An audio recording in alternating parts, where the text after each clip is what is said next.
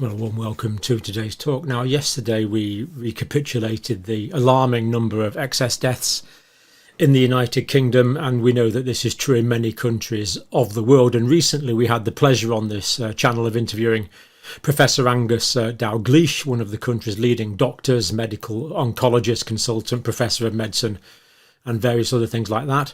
And he was on the Nigel Farage show, so let's look at what he said about excess deaths. It's good to know that it's not just me talking about this. There's other people of extremely high reputations talking about it. I'm wondering about this, Angus, because I'm looking at excess deaths during the pandemic, but equally before that. I mean, clearly the rate of death in Britain will grow with an ageing population. Yes, it will. But these figures are meant to be adjusted for that. Meant to be, yeah. Meant to be adjusted for that and age adjusted as well. And I mean, I've seen the very raw figures, and they are quite worrying because there's excess deaths of the younger people going on, not just in the older population, right, but in the people under 40 and the real peaks between 40 and 64, 65. Now, this is something that is highly unusual and highly alarming. It was initially dismissed as due to people not getting statins. Remember, Chris Whitty said this, which I thought was really quite alarming because you don't get offered statins till you're over 55, 60, so it can't possibly be involved with that group. Now, the one major thing we said was lockdown. The effect of lockdown and everything it did, this would go bang on to excess deaths due to cancer and various other things. Because of misdiagnosis. Misdiagnosis, mistreatments, everything. But there's something far worse than this. Now, when you actually look at these figures that we have, they're the same in Europe, in Australia, in other places too. And one of the things that I flagged up, and nobody's taken any real notice of, and it's even more pertinent now, is that others have pointed out this excess death started and correlates with the vaccine programme. So it doesn't mean to say it's associated, but why hasn't it been looked at? Why hasn't it been really, really subtly looked at? And it hasn't, because myself and other colleagues have raised this ad nauseum, and we get absolutely nothing but to say it's all expected. I mean, the claim is, Angus, from the establishment claim is that having the vaccine saved a huge number of lives, and that whilst there are some who suffer from side effects, they are a tiny percentage. That is what they claim. Well, I personally don't believe it at all, because one of the things that you get taught when you're at medical school, if you know two people with a condition, then it's very common. Well, I find it very difficult to find people who don't know someone who's had an adverse effect from the vaccine campaign, the vaccine programme. And the bottom line, it wouldn't matter so much if the vaccines were doing something against something which was killing us, but it's not. The COVID against which the vaccines were against, it's long since left the Earth. It left the Earth possibly getting on 2 years ago. And but hang on a second. We're told that COVID's coming back. Yeah, but it's a different one, and it will not be affected by the vaccine. Whatever they tell you, the companies tell you that they've got bivalent vaccines which will protect against the vaccine. Well, I can assure you they don't. I mean, they got passed in 8 mice, and I mean, you can't tell anything from 8 mice. Only when you can do those programmes properly in a community can you make those sort of claims. But I disagree that any of those claims can be justified. Does your scepticism about this vaccine make you a pariah in academic and medical circles? Yes, of course it does. It does, because there is a groupthink that thinks and accepted it's very good, it's safe and effective. When I was trained as a clinical scientist to look at the facts and to constantly change my opinion depending on the facts. And this is what's going on. The facts are changing. And at some stage, well, I point out in the big American flu crisis of 1977, when they were dying, the soldiers were dying in their 30s, they rushed out a vaccine programme. 42 million people were vaccinated. And then there were reports of Guillain-Barré, which is this assembling paralysis, which is not uncommon with a lot of vaccines. And instead of denying it, they sent people out into the field. And they came back and said, yes, it definitely goes. And do you know what they did? They turned around and they said, well, no one's dying of the flu anymore. Let's get rid of the vaccine. We should have done that, I believe, a couple of years ago. Well, Angus, it's fascinating. As I say, I could get a lot of people on from academia and the medical world who take a very different view. And I've had them on this programme trying to convince me to get the booster. Wow. hero of the people, Professor Angus Dalgleish. Young and middle-aged deaths. He thinks this is unusual. It is unusual. He thinks it's alarming. It is alarming. Chris Whitty, our chief medical officer in the United Kingdom, comment about people not getting statins is just probably less than a full explanation. First of all, I know of no evidence that people weren't getting the statins. And even if they were, would it account for the excess deaths? Probably not. Probably not. Increasing cancers, but then increasing other complications as well, like heart disease and liver disease and heart failure that he didn't mention, but he did mention in Europe and Australia. All over, there's increased deaths, United States.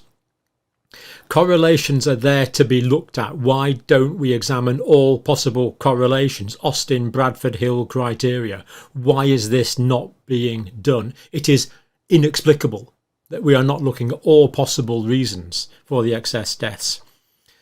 Now, Professor Dalgleish there, if you know 2 people with the condition, it's common.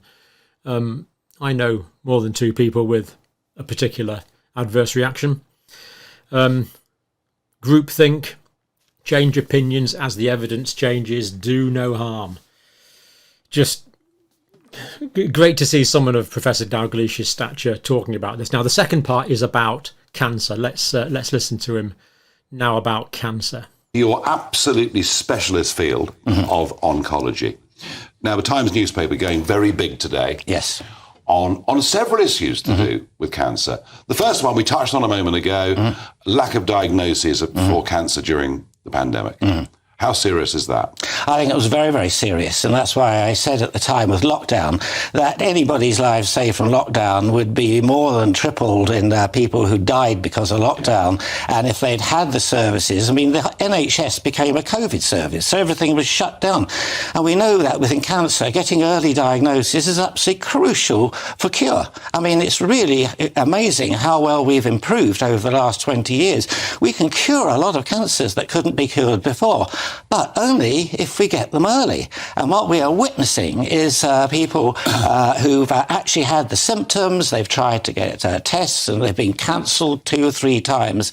And then by the time it's sorted and they go for their treatment, they've been treated for a stage 3, stage 4 cancer when they should have been stage 2, potentially completely curable. And that is the problem.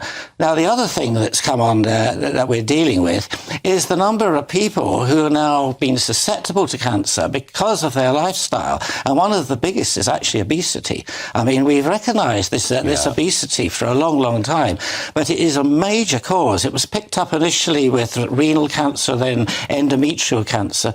But actually, when you look back, it's all cancers. And there was a report in the Times that it was costing us 100 billion, which is nearly the cost of the NHS a year. Yeah. We're going to have to start tackling this sort of thing to bring down the cancer rate. I mean, they were suggesting, and it's modelling, and it could be completely wrong, but they were suggesting by 2040 there could be 1 diagnosis per minute in the United Kingdom. So the regularity, the percentage of cancers as a percentage of the population is growing in our country. Without a doubt. When I started doing oncology, it was 1 in 10 people were going to get cancer and needing treatment. And then within 20 years, it was 1 in 3. And now 1 in 2 patients will get cancer in their lifetime. Wow. So the demand just from the current population, let alone the excess population, is just enormous. And I don't feel that we've actually planned to deal with that. That's the other thing. Well, there are 2 points here. One is how we deal with it. We're clearly going to be a huge problem. But the other is, of course, the best medicine of all is the medicine that can actually educate people and stop them getting it in the first place.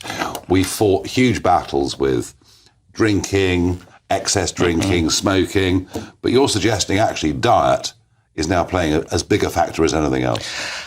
I know there are some experts, more expert than me in these fields, who actually say that the diet and obesity is now a bigger cause of cancer than smoking and anything else put together. Wow. So it's beholden on us not to ignore that and to act our policies, because it could save us so much in the long term, in the long run. And it's not just cancer you get for your obese, you get all the other things go with it. Diabetes, hypertension, everything, etc. No. Well, I think the education system's got a very big role to play. Angus, never boring. Thank you for coming on and joining us on GB News. This is really quite so fun. True. Professor Dalgleish is never boring. boring. Cancers, lockdowns could cause 3 times more deaths than they saved. Early warning in cancer is completely, early diagnosis is completely essential, often curable if you get it early. More cancers being diagnosed in the later stage now. We need to cut down on the susceptibilities of cancer, obesity, tackle the causes of cancer, whatever those causes are. When Professor Dalgleish started training, it was 1 in 10 people got cancer, then it went to 1 in 3, now it's 50% of us, 1 in 2. Fewer people smoke now, diet's a key factor, and I'm sure he could have gone on to identify more possible risk factors for cancer if he'd been given time. And actually, I have, just to let you in on a bit of a preview, Professor Dalgleish has agreed to come back on this channel and talk about the causes of cancer in some detail. So we look forward to that. Now, the next thing is particularly interesting. Now, you probably know that there's going to be this debate in the UK Parliament about excess deaths led by Andrew Bridgen. He's going to lead that debate in the Houses of Parliament in the UK. But it turns out he's been given another offer. An invitation arrived today to speak at this plush-sounding event in Davos on January the 16th, the day I'm due to lead a debate in the House of Commons about worrying trends in excess deaths. What a coincidence. It concerns me that MPs are being offered this sort of jolly, which some might argue could amount to an advantage as defined by the Bribery Act 2010. You now have to choose between Davos or Westminster.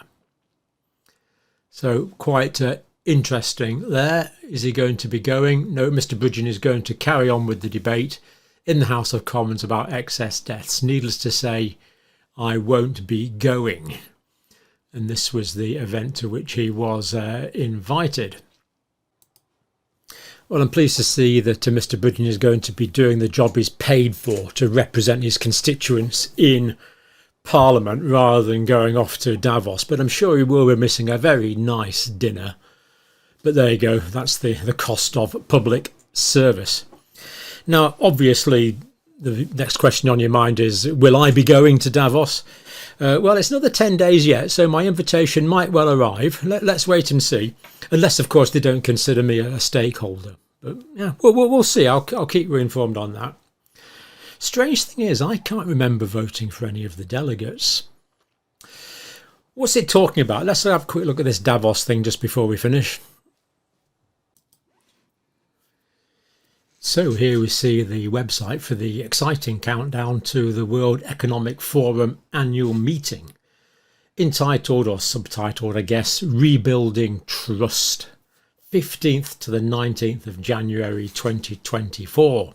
A little bit about the meeting there.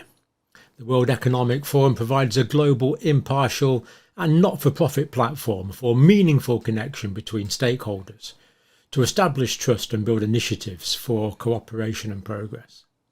For more than 50 years, the programme has developed historic initiatives, industry breakthroughs, economic solutions, and thousands of collaborations, improving the state of the world.